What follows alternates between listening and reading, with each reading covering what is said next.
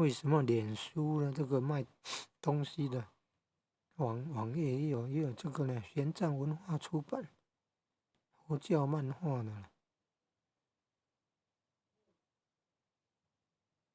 还有无限免费影片啊，那个是手机程式啊，手机程式的宣传呢、竟然用这个，你看吸引人的，你看又是免费又是吸引人的，原来那个是手机啊，原来那是手机程式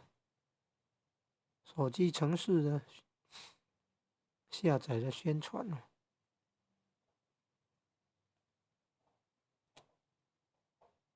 有那么多人在用那个直播平台啊。